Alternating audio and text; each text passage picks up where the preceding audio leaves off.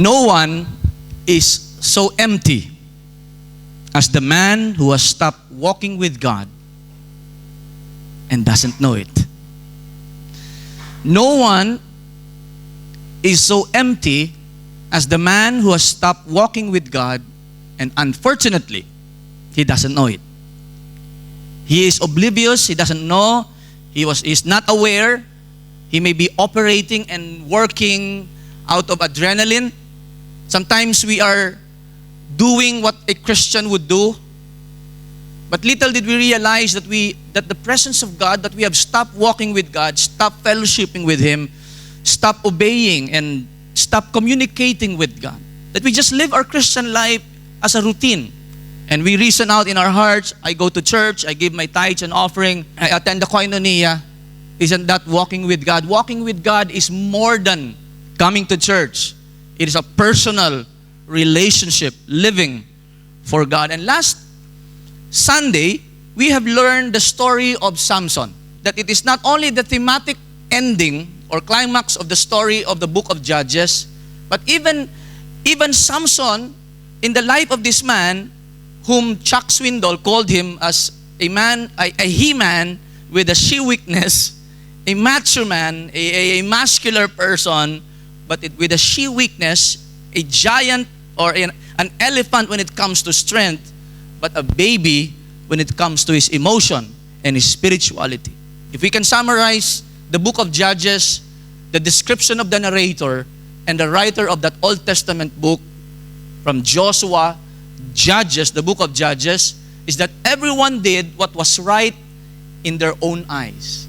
And that was a reflection, I have mentioned last Sunday, a reflection of Samson's spirituality when he saw the girl, when one day he was in Timnah and his eyes were roaming around, and a Philistine woman caught his eye, and he went back home and he said to his father, a Philistine woman caught my eye and I want to marry her, get her for me. And after reasoning out, the parents would object and said, why would you marry a pagan Philistine? Can you not choose from among our tribe, from among our people who fear God? Someone, you know what, because in the Old Testament, God forbid for the Israelites to marry foreigners.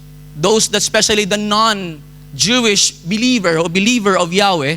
And yet Samson finally, out of his stubbornness, he said to his parents, basta, mom and dad, I just want to marry her. She looks good to me. That is exactly the reflection of the entire plight or situation or spirituality of Israel during the time of the book of Judges, that everyone, it was the day for doing one's own thing, what fits in their eyes. One of the reasons, if not the major reason, why Samson failed the expectation of God, failed in his life, in his calling, and in his mission, is simply because he doesn't know or he didn't know his weakness. And it is scary when someone is walking, when we are walking in our walk with God, in our faith in the Lord, in our spirituality, and we are walking and yet we don't know that we are no longer walking with God.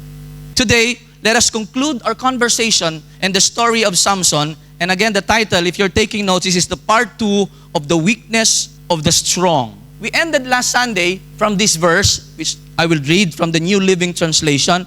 Samson now was very thirsty after killing Philistines because of what they have done to him out of his personal vendetta. Samson retaliated and killed many Philistines during those days. And this is what the Bible says in verse 18. You have accomplished this great victory by the strength of your servant. He was praying to God. He cried out to God, must I now die of thirst and fall into the hands of these pagans? I was reading it again and I was saying, he knew all the while that the Philistines were pagans. He knew all the while that they were not right for him. I don't know if it was uncontrollable or he was not willing to submit to God. He pursued what was the impulse of his flesh. The hormones and the testosterone of Samson were boiling inside him. And for him, that was the most important thing, is to satisfy his desire. Now let's go and continue our story in chapter 16. This is now the final episode or final chapter in the life of Samson. Chapter 16 verse 1, one day Samson went to the Philistine town of Gaza and spent the night with a prostitute. Now, he never learned. Here comes Samson again. Could not control his sexual passion. He was brokenhearted, maybe because of the marriage that was called off. Because Samson left and went back home, and when he returned finally to her fiancé, the father said, I thought you are no longer interested. That's why I gave your bride to be married to the best man. Samson was brokenhearted, and one day he went to Philistine town and continued to fulfill his sexual desires. Samson was playing with sin. Samson was playing with fire. The news spread so fast among the Philistines, maybe because they recognized him already, maybe because at this point of time, Samson was already a threat to the Philistines because he could kill thousands of us. And the Bible tells us that the men of Gaza gathered together and waited all night at the town gates. They kept quiet during the night, saying to themselves, when the light of morning comes, we will kill him. So they strategized. Verse 3, but Samson stayed in bed only until midnight.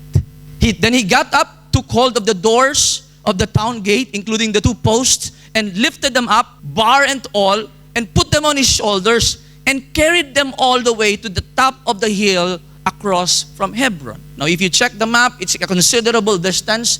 Samson woke up in the middle of the night. Maybe this is again a grace from God that he would not let Samson die or be killed by the Philistines during that time. We can see God maybe moving in his life again.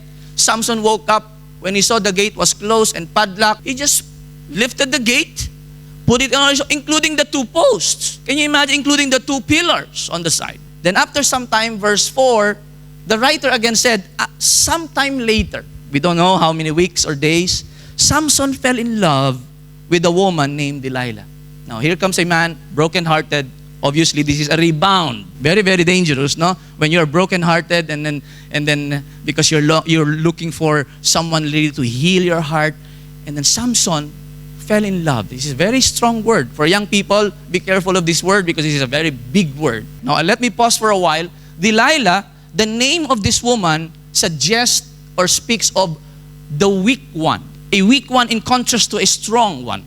So, Delilah, according to one of the scholars, said that her name means the weak one or the one longing. And the valley of Zorek was known for that as a place of choice for grapes, good grapes. The valley of Zorek suggests that this is a valley of pleasure and sensuality.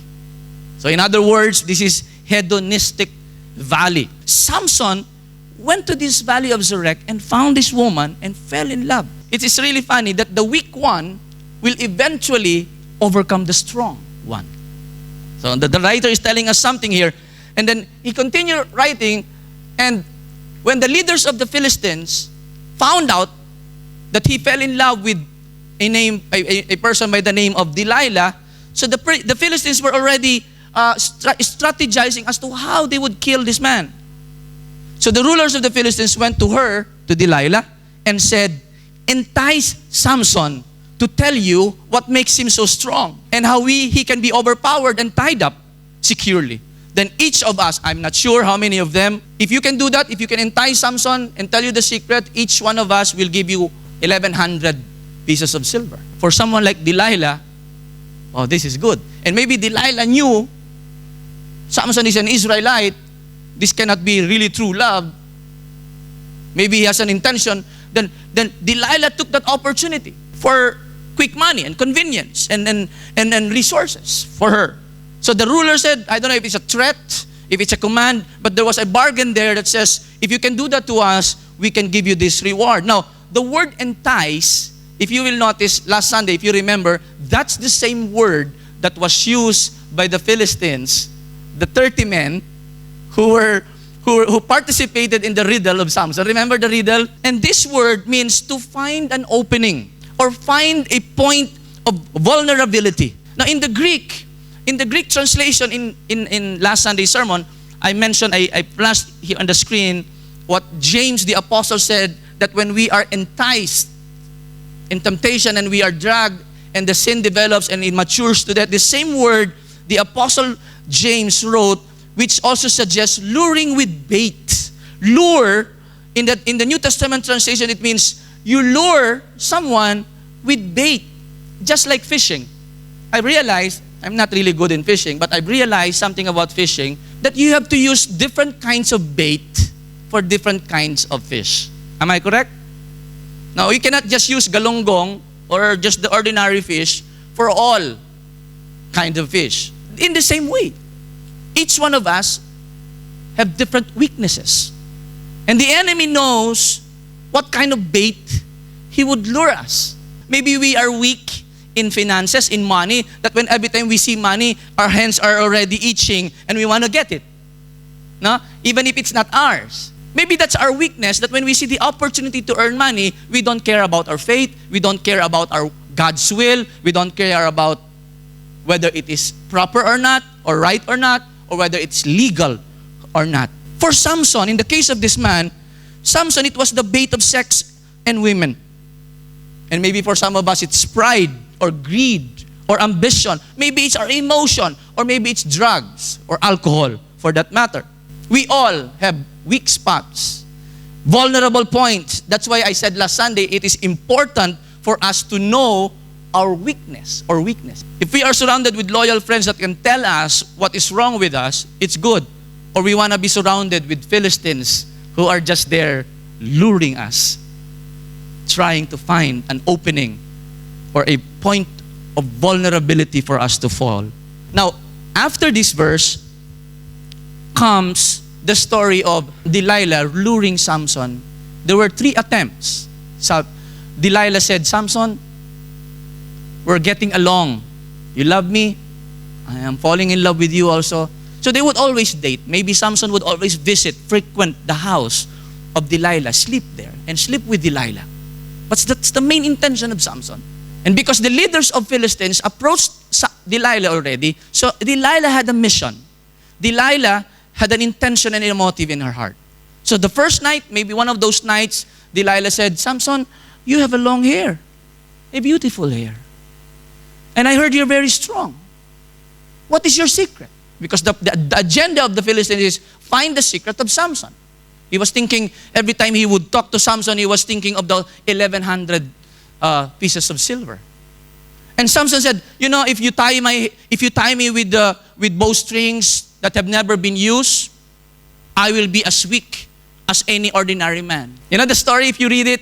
One night, Delilah, after sleeping with Delilah, Samson fell to sleep, and Delilah tied him with the bowstrings that have never been used, and Delilah already connived with the Philistine soldiers or the Philistine armies and said, Samson, he tried to wake up Samson. Samson, the Philistines are here. They're going to kill you. And Samson woke up and just released himself or set himself free. And then Delilah said, you're lying to me.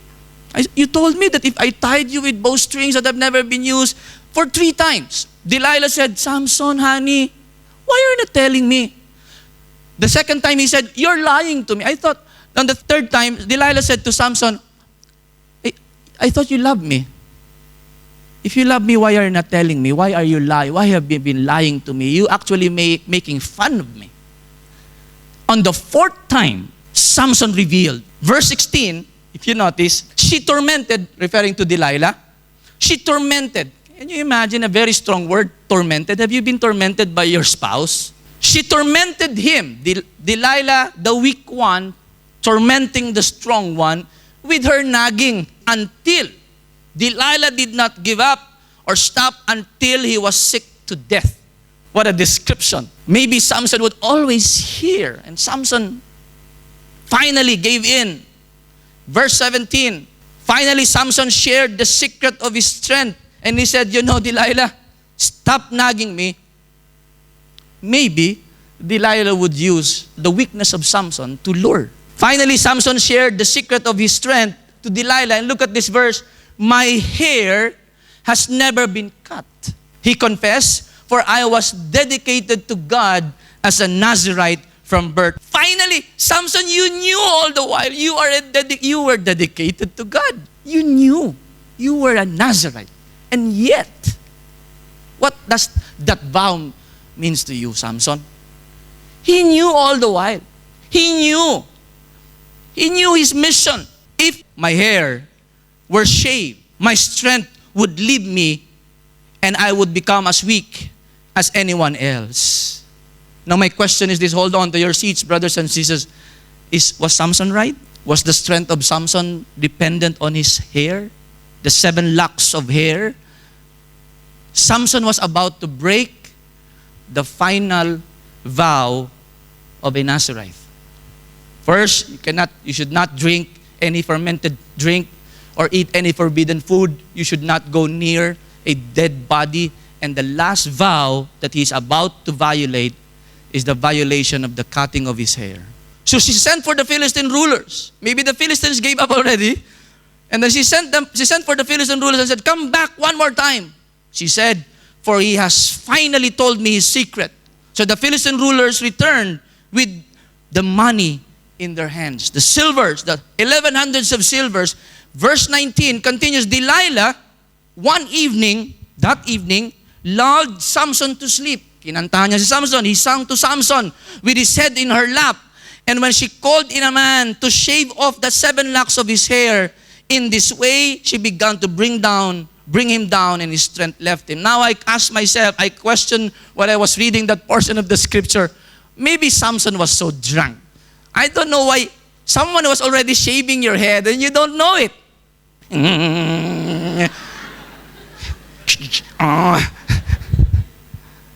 What happened to our hero? Maybe he was so drunk that he fell so in his deep sleep that he was no longer aware of what was happening. He came to the point of no return. He came to the point of he hit rock bottom right this time. So Delilah called the man, the barber. Barber, please come. And shaved the head of Samson, and his strength left him. Verse 20, take note of this. Don't miss this, brothers and sisters. Then she cried out, Samson, the Philistines have come to capture you. When he woke up, Samson thought it was just one of those days. I will do as before and shake myself free. But he didn't realize the Lord had left him. You see, the weakness of the strong is that he doesn't know his strength at this moment. He thought that his strength is dependent on his hair, on the length of his hair. Samson was not aware. Samson's hair was only an outward symbol of his inward commitment to God. We can have our hair. We can have our long hair from this time onwards until our death and still not that strong, be that strong. Because the hair of Samson was only an outward symbol of the inward commitment or the vow, the Nazarite vow to God. So Samson was mistaken. He didn't just know that, he didn't know his weakness, and he didn't also know his strength. He was leaning on something that is not the real thing. He was leaning on and trusting on something that is not the real, stable one. He is leaning on a false strength. The Lord is our strength, brothers and sisters. Don't forget that. It's not on your hair. It's not even in your looks. It's not even in your profession. It's not even dependent on our bank account. Obviously, in the case of Samson, his commitment to God deteriorated to such an extent that his uncut hair vow was no longer sacred and important to him, that he was willing to give it away. That again is a reflection that for him, he doesn't pay attention to the sacredness of his vow. There are many times in our lives, brothers and sisters, that our faith is no longer important to us. The conviction of the Holy Spirit is no longer in. Sometimes we do things at our convenience, at the expense of putting a smile on the face of our Lord, whether this is what we are doing is right to His eye or right in our eyes. And you know what follows after this verse? After his hair was cut, he was arrested. You know what follows after that event? It was the famous, the binding, blinding, and the grinding of Samson. His eyes was taken. He was bounded and he was placed in prison to grind grains. The poorest or the lowest of all the servants and the slave during that time. Verse 21. So the Philistines captured him and gouged out his eyes. They took him to Gaza, to the place where he went, where he was bound with bronze chains and forced to grind grains in prison. Last Sunday we have learned the reason why he failed is because he didn't know his weakness. On the other side, Samson also failed because he didn't know his strength. Samson was depending, as I've said a while ago, he was depending on his strength instead of God's order or God's strength in his life. And in order for us to learn to lean on God and depend on God, most of the time, God would take out the crutches where we depend on. Sometimes He would take it out with notice. Most of the times, He would remove our crutches where we depend on without any notice. For us not to fail, for us not to be destroyed, God would remove the crutches where we depend our lives on to teach us to lean on Him and to trust on Him. Because He is our true strength. Not our hair, not our profession. Not on false support. That's what happened to Samson. Where do we trust our safety and security and strength? Maybe we are depending on our portfolios. Maybe we are depending on our education and our experience in jobs, our finances. Let us not be surprised if one day God would remove that crutches in our heart, in our lives, not to destroy us, but to teach us that those are false hope and false strength, and we cannot depend on them.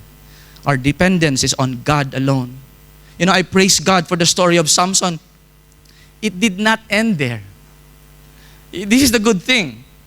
The story and the saga of Samson did not end in prison. Hold on to your seats. This is the continuation. This is how the life of Samson ended.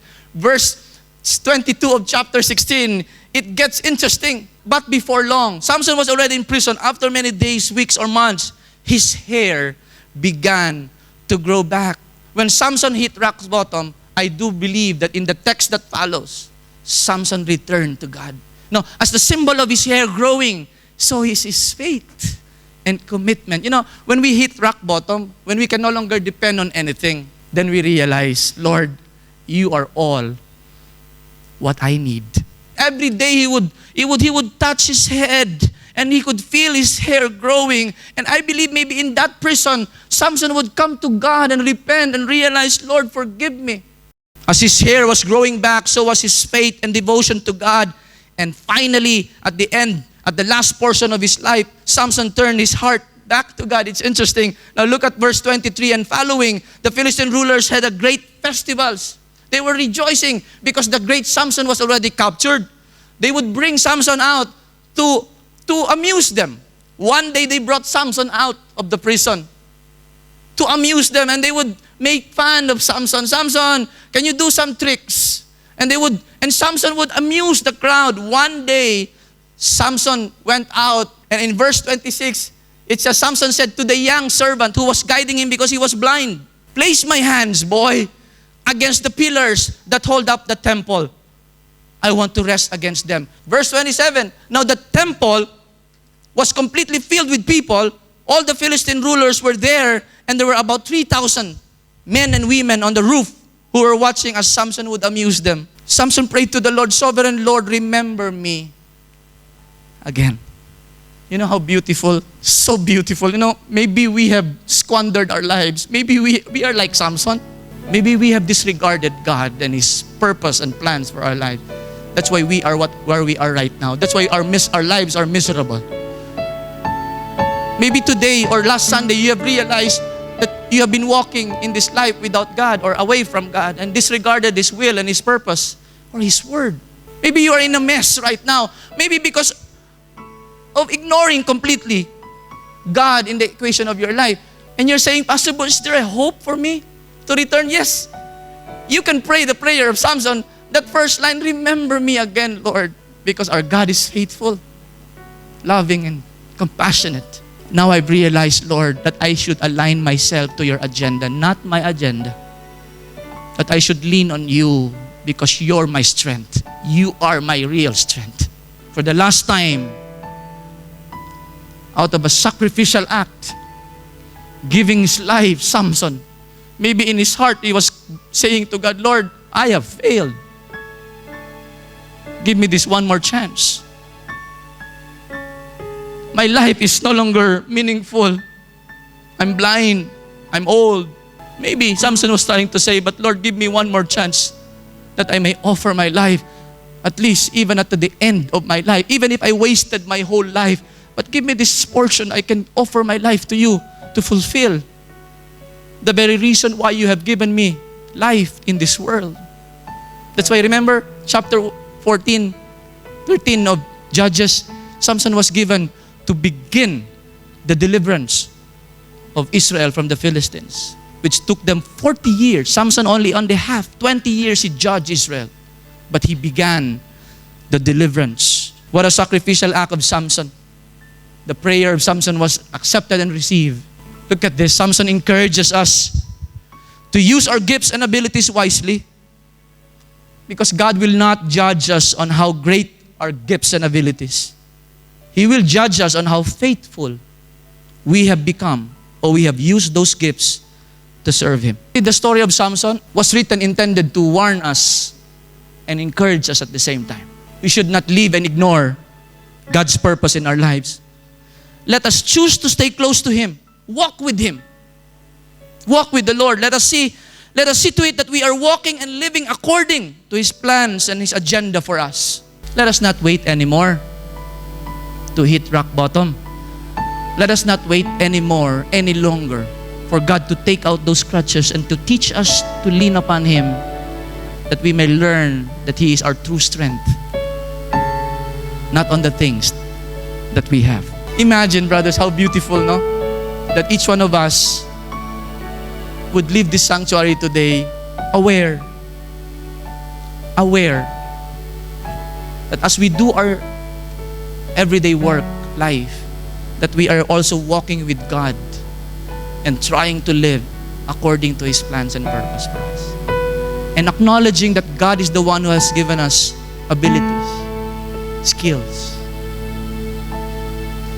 Remember the words of Jesus to His disciples. What a beautiful warning. Heads up. He said, apart from me, you can do nothing. Don't ever try it. Many of us have learned that the hard way. But on the other hand, I'm so thankful to Paul, the apostle. When he wrote to Philippians, he said, but we can do all things through Him who gives us the strength. Wow. Maybe when he was writing that, maybe Samson was in his mind, reflecting on his heart when he was doing the work of God after all those difficulties. But yes, it's true. We can do all things simply because Christ is our strength. I know that the Lord will bless our lives. Mga kapatid, no doubt about it. He has already blessed us today. Amen. He has already blessed many of us. And some of us are still trying to find out where to put all those blessings because it's overflowing. It's just in Christ alone I place my trust and find my glory not on my portfolio, not on my work experience, not on my talents or my abilities or my looks for that matter, but on the power of the cross. That in every victory, in every success, in every promotion, in every turns of life, in every blessing, or even trials, let it be said of me, in everything that happens, that my source of strength is not on my hair, that my source of hope is not on me, because I'm good, but in Christ alone. Amen? Beautiful. In Christ alone. Let's sing this with all our heart. Let this be our declaration to God. And find my glory in the power of the cross. Not on ourselves. In every victory. Every victory. Oh yes. Let it be said of me, my source of strength, my source of hope is Christ alone. My source of strength, My source of hope is Christ alone. What a beautiful realization, Lord. For For many times we forget. We live like Samson, as if everything depends on our strength, on our hair, on our experiences, on our skills, on our talents. But today, Lord, you have reminded us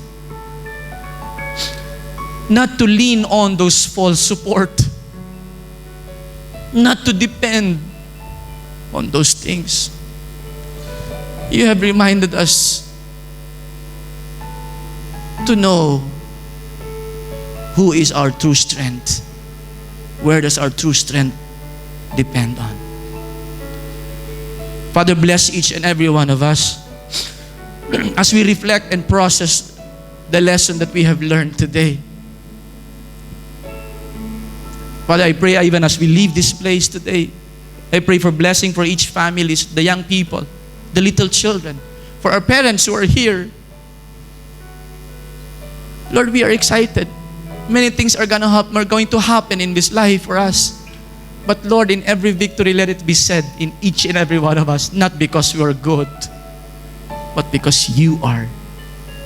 That we will always sing this song, that we may remind ourselves, you are our strength. Bless you, Lord, in Jesus' name.